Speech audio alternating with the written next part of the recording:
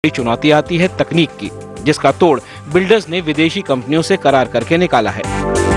Supernova में 5 सितारा hotel को operate करने के लिए लीला समूह से करार करने वाले सुपरटेक का दावा है कि कंस्ट्रक्शन कंपनी भरोसेमंद हो, तभी इस तरह के प्रोजेक्ट्स खड़े किए जा सकते हैं।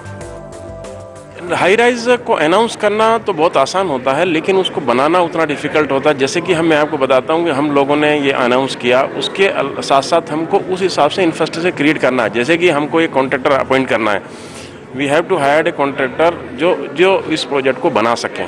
तो उसी लिए हम लोग एक ऑस्ट्रेलियन कॉन्ट्रैक्टर लेके आए हैं जो इस प्रोजेक्ट को बना रहा है। यानी ये तो साफ है कि बगैर एक्सपर्ट्स और अनुभवी कंस्ट्रक्शन कंपनी के इस तरह के प्रोजेक्ट्स को अंजाम तक पहुंचाना मुश्किल है।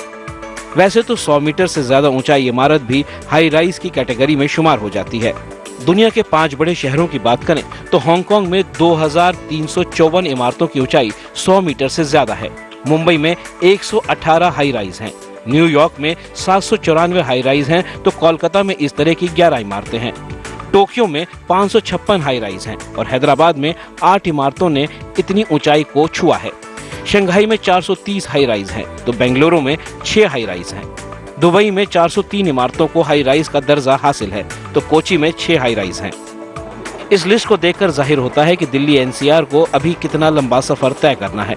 प्रॉपर्टी कंसल्टेंट भी ग्राहकों को ज्यादा ऊंची इमारतों में घर खरीदने की सलाह देने से बच रहे हैं। एडवर्टाइजमेंट्स आप देख रहे होंगे यहाँ पर भी, नोएडा में भी, मुंबई में भी, जहाँ पर जो वादे हैं वो खोखले रह जाएंगे। तो हमारे जब कस्टमर्स आते हैं हमसे पूछने के लिए, तो हम कभी बहुत उनको फोर्स नहीं करते हैं कि इधर जाएं, क्योंकि थोड़ा सा इसमें रिस्क तो ज़्यादा है ही। लेकिन पहले से बहुत ज़्यादा अब आप देखें तो 30-80 मंजिला बड़ा मुश्किल है, लेकिन 30-35 मंजिला, 40 मंजिला तो बहुत आराम से अब बन रहा है हमारे कंट्री में। यानी एक्सपर्ट्स को 30 से 35 मंजिला इमारतों पर भरोसा है, तो शायद यही हाल ही में लॉन्च हुए प्रतीक ग्रुप के प्रोजेक्ट में बिल्डिंग की ऊंचाई 103 मीटर तक ही तय करने की वजह रही।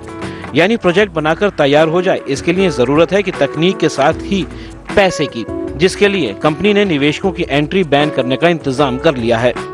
जिसके पास 60 to 70% पेमेंट होगा, सिर्फ वही हमारे प्रोजेक्ट के अंदर आए।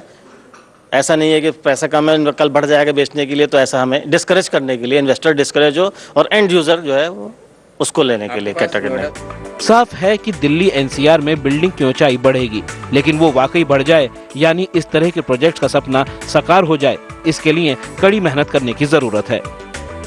आदित्य राणा, दिल्ली आज तक।